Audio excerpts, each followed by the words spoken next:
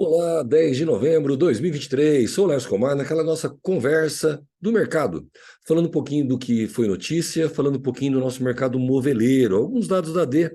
Faz uns dias já que eu não falo para você sobre crescimento de venda, vamos falar como é que ele está lá. Se você não se inscreveu em canal, escreve lá, gente. Vamos tentar dar uma quantidade legal de gente lá no YouTube também. Crescimento percentual do faturamento acumulado do grupo, 50 indústria, faturando 4 bilhões de reais por ano em imóveis. Esse grupo, do dia 1º de janeiro até esta semana, comparando com o ano passado, com este ano, dá um crescimento de 8,8% nominal. Opa, está crescendo 9% o faturamento esse ano, Lércio. Está recuperando, porque ano passado, no mesmo período, havia uma queda desse percentual. Então, está se recuperando em valores. Quando nós falamos mas está crescendo 9, não está, o mercado está ruim, eu gosto sempre de dividir isso. Para você falar em venda, dentro do grupo, ao menos, a gente sempre trabalha que não é só faturamento, é você vender mais para os mesmos clientes e vender para mais clientes. Então, são duas torres principais, vamos colocar no mínimo ali, vender para mais cliente e vender mais para aqueles que você está vendendo. O ticket médio e a quantidade de cliente. Tá, e como que a gente sabe em qual dos dois que melhorou o resultado de venda? Começando pela quantidade de cliente comprando por mês das indústrias, aqui já agrupado CNPJ, tá? Estamos falando em outubro, não de um recorde, porque perde para agosto, mas iguala com maio, março desse ano, e é bem maior do que todo o ano passado. Sim, a quantidade de cliente que essas indústrias venderam no mês de outubro, faturaram no mês de outubro, é bem maior, inclusive, do que teve de outubro do ano passado. Então, nós temos mais lojistas comprando? Sim, mas estão comprando menos? Não, pelo contrário. Aí sim, outubro foi o recorde de ticket médio, não de produto, mas de cliente, dos últimos 24 meses. Ganhou até do novembro do ano passado, e bem mais do que outubro. Por isso, esse outubro, que se mostrava muito, muito ruim, não fechou ruim, não, tá? E por isso acabou ajudando a voltar, vinha com 8% de recuperação, por conta de outubro, aumentou o ano aí para quase 9 pontos de recuperação. Mais uma prova disso, quantos clientes ativos a empresa tem, na média, no mês de outubro, também o recorde de empresas nos últimos 2 anos. Isso tudo a gente vem monitorando cada empresa. Mas o varejo continua muito volátil, ou ao menos as ações dele. Como assim? Essa semana saiu uma matéria sobre essa matéria aqui da Exame, das ações do Magazine Luiza disparando 23%. Como é que pode? Em um dia, 23%. Por quê? Porque caiu a taxa de juros. Não foi só ele, subiu Casas Bahia, Soma, Arezzo, Renner. Uma coisa que me chamou a atenção é que as empresas que subiram muito juros são aquelas que vira e mexe a gente vê no noticiário com algumas dificuldades e reestruturações. Talvez isso vai explicar algumas coisas do vídeo de hoje. Bem interessante a ligação. O juro faz tanta diferença assim. Nós imaginamos que quando se fala em queda da taxa básica, veio para 12,25, é porque daí fica mais barato para o consumidor e ele compra mais. Não sei você, mas ao menos para mim era essa impressão, essa preocupação do mercado. Hoje eu vejo que não, e as matérias de hoje elas deixam isso muito claro. Como assim? Taxa média do juro tem redução em setembro. Pegando esse site da Varejo SA, a taxa média, conjunto de recurso livre que eles chamam, 30,5% ao ano. Mas não é a Selic, é a taxa média do que está sendo negociado. Banco Central, tá, gente? Não é informação à toa, não. O pico do juro aconteceu em maio com 32,3. Tá, então baixou agora para 30. Isso ajuda bastante. Tá, mas os móveis, materiais de construção, crédito livre. No crédito livre, para a família, a taxa média de juros chegou a 57,3% ao ano. Redução de meio ponto percentual em relação ao agosto e alta de 3,5% em 12 meses. Apesar de ter sido uma taxa menor do que o mês passado, a taxa anual, o juro que é cobrado do consumidor nas vendas a prazo, de forma geral, via Banco Central, através de financeira, ela está mais alta do que um ano atrás, tá? Mas a taxa Selic caiu. Pois é. Por isso que essa taxa Selic, ela cria uma névoa, uma coisa em cima para notícia, para mídia, mas no dia a dia isso não faz tanta diferença. No caso do cartão de crédito, para a pessoa física, o cartão de crédito teve redução de 0,1 ponto percentual, praticamente nada no mês. Mais alta de 12 pontos percentuais se for olhar no ano, chegou em 101%. Mas não era 400? 400% é o rotativo. mas você pode comprar parcelado no cartão, com um jurinho módico de 101% ao ano, e nós preocupados com meio ponto percentual da taxa Selic. Mais uma matéria que prova o quanto isso não vai fazer muita diferença. O que essa queda tem na prática?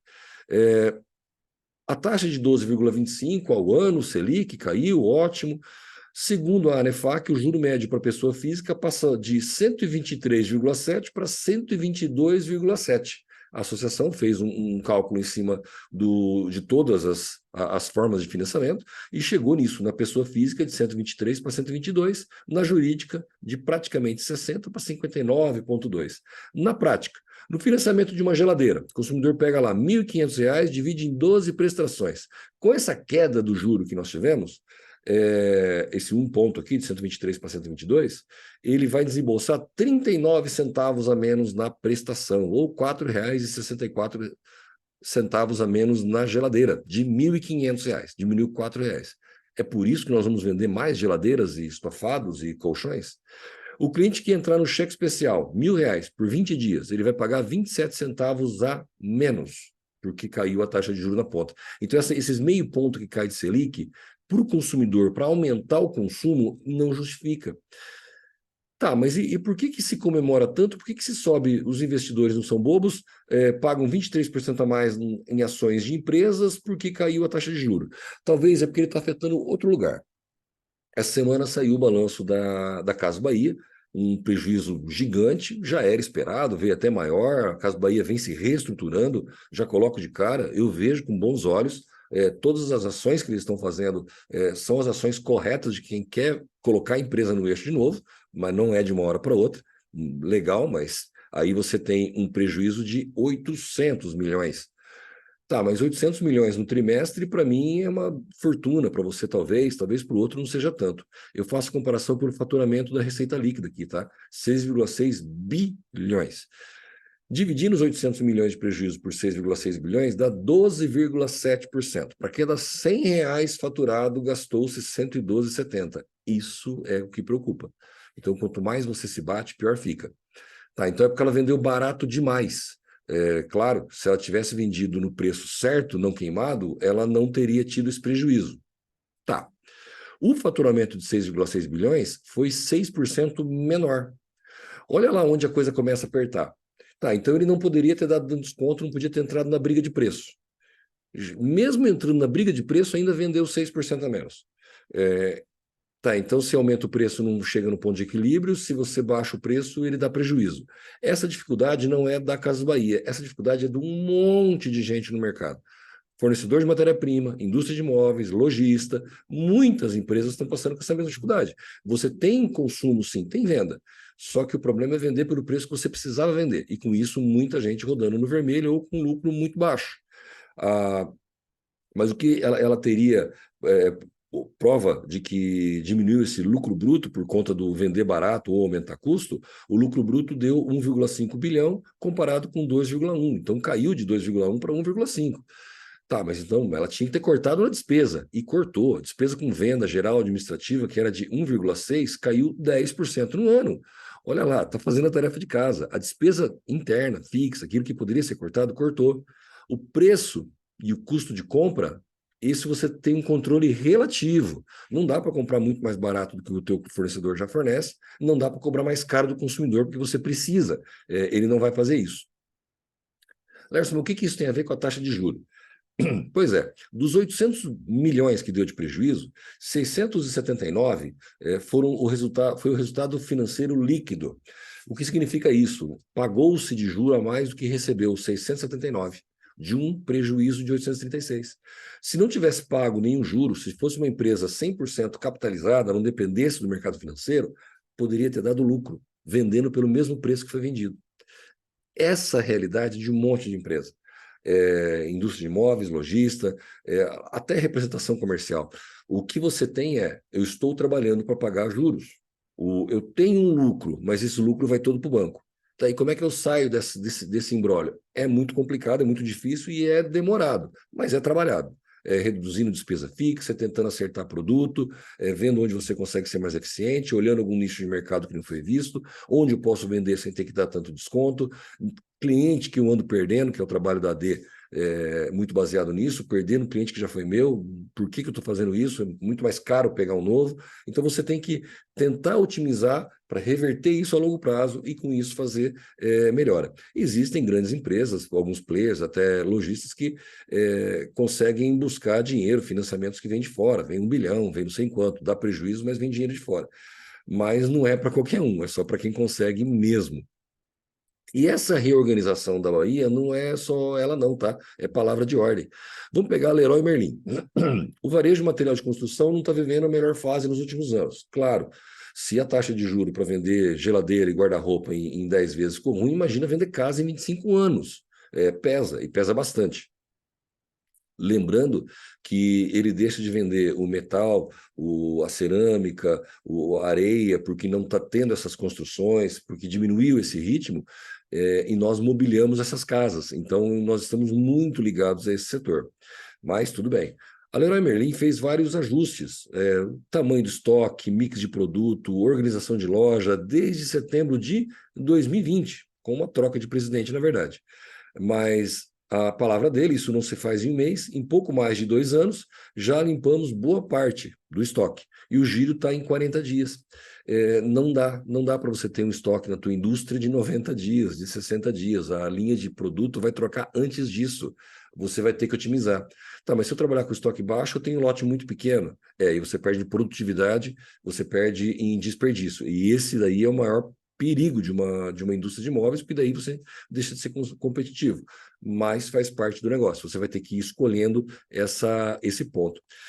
E ainda seguindo nessa matéria, tá? Não reclama. Tá ruim para você? Não reclama. Talvez você esteja sendo invejado. Alguém está de olho no teu gramado, que está parecendo tão mais verdinho que o dele. Continuando a matéria da Leroy Merlin. Para alcançar as margens a partir de 2% com material de construção, você ouviu direito. O objetivo, margens acima de 2%. Lércio, mas espera aí. Eles trabalham com giro muito alto, não dá para comparar com o mercado moveleiro. Tá bom. O que eles estão fazendo? Outra aposta da Leroy, e a Leroy já compra móveis, já é cliente do mercado moveleiro, é a oferta de serviço, que vai de corte de madeira até projeto para cozinha e banheiro. A expectativa da operação brasileira é que a participação desse serviço na receita passe dos atuais 8% para 14% em 2 anos, próximo aos 20% que aparece na Europa, nas unidades da Europa. O que significa? Ele compra, sim, a sua cozinha, o seu móvel e vende, mas ele está comprando chapa, ele está cortando, ele está fitando, ele está colando borda, ele está fazendo a furação, ele está montando o projeto, o consumidor compra, vai para casa, ele mesmo parafusa. Estados Unidos e Europa, isso já funciona. Por que não funcionaria no Brasil? Eles hoje já têm uma participação de 8%, vão para 14%, lá fora está em 20%. Então, o teu cliente vai virar teu concorrente. Esse é o objetivo. Por quê? Porque os 2% de lucro para ele, o Móveis dá muito mais, hein? Para ele está até bom. Não tem graça alguma o que o presidente achou engraçado. Ele disse que o Brasil vive uma crise de arrecadação engraçada. Não tem graça nenhuma nessa crise de arrecadação. Mas vamos ser justos nas informações, tá? Qual é a reclamação? Está crescendo o PIB em 3% e a arrecadação está caindo. Como é que pode isso? A economia está caindo a arrecadação porque a economia está indo mal. E eu estou vendo matéria circulando. Eu acho errado, porque tanto de um lado como do outro, quando a gente distorce a informação para prejudicar o outro lado, a gente perde credibilidade. Isso não é certo. Então, a arrecadação do Brasil está caindo porque nós estamos em crise. Não estamos.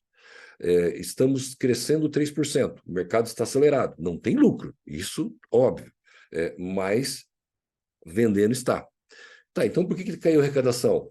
Porque não tem lucro. O que caiu foi imposto de renda e contribuição social das empresas em especial. Era muita grana em 21, muita grana em 22 e 23 não teve lucro. Então, da mesma forma que uma Bahia teve lucro no passado e hoje é prejuízo, ela não pagou R$ 1 de imposto de renda. Por quê? Porque não deu lucro. E que renda ela teve? As grandes empresas, médias, pequenas, reduziu demais. É por isso que caiu lá. É culpa do governo? Vamos ser justos nisso, tá? Não é. Por mais besteira que falam, mas não é.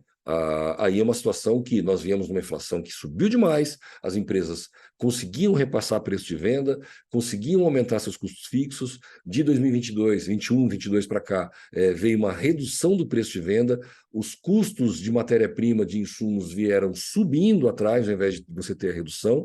Você teve custo fixo que você teve um aumento natural dele, salário pagando mais, energia pagando mais, ou seja, a margem achatou demais e isso prejudicou. Não veio de agora. Isso daí é apenas um reflexo, não é culpa de ninguém, isso já é o mercado tentando se ajustar, daqui para frente ele vai ajustar. Ano que vem, certeza que o lucro aumenta, não vai ser bom, aumenta. Se esse ano foi prejuízo, ano que vem for menos prejuízo, já melhorou. Mas faz parte do processo. É muito ruim quando a gente usa uma informação para distorcer, seja qual lado for, tá? Mesmo contra o mais incompetente, mas eu não acho correto. E os economistas do mundo inteiro estão tentando reentender. Eu acho que não existe essa palavra reentender, não, tá? Mas vamos lá. Reentender por quê? Essa é uma matéria da CNN Business americana e o Google fez a tradução para nós. Então tem umas palavras esquisitas traduzidas, mas é por isso, tá? Um enigma que economistas e estrategistas políticos vêm remoendo há mais de um ano nos Estados Unidos.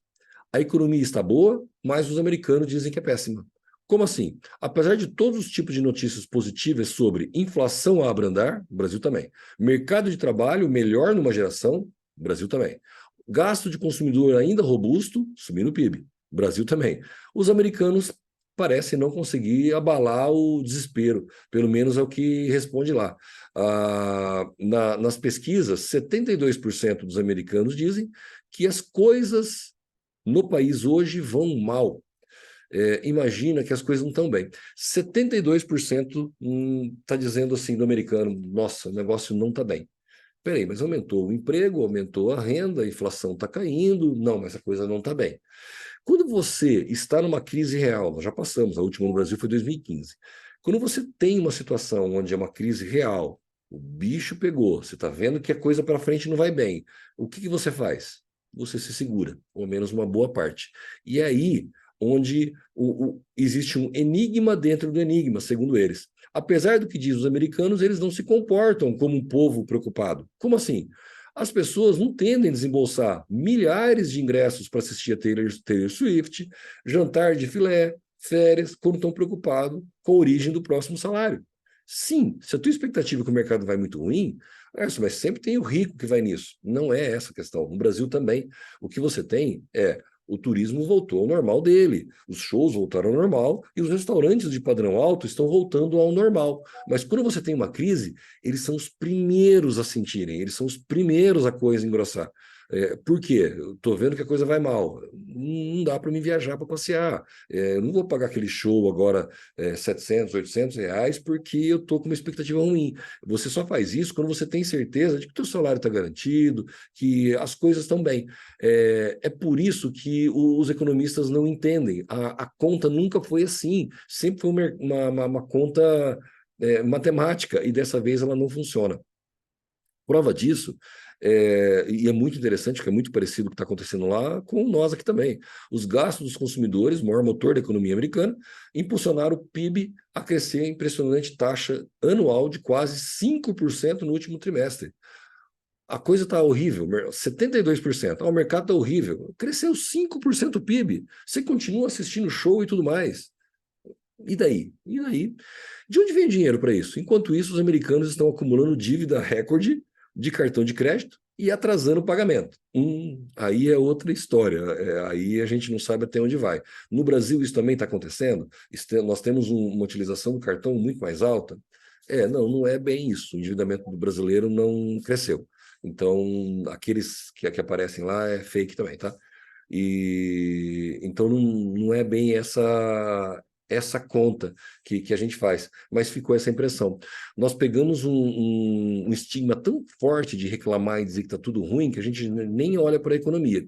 Se nós começarmos a ter desemprego lá para frente, esse pessimismo, levar um desemprego, assustar o mercado, levar um desemprego ou uma queda de renda, aí sim a coisa pode ser concreta. Hoje nós só temos um problema de resultado. Trabalha e não sobra nada para a empresa. Você está louco, Laércio? Não, eu sei. É difícil e está difícil para todo mundo, está muito apertado. Mas é uma parte. Melhor isso do que todo o mercado complicado. Agora é tentar dentro de casa achar. É do portão para dentro. Porque do portão para fora não está tão ruim assim como a gente está pensando. Mas para ter resultado, vai ter que mudar esse portão para dentro. Muito obrigado. Até semana que vem, se Deus quiser.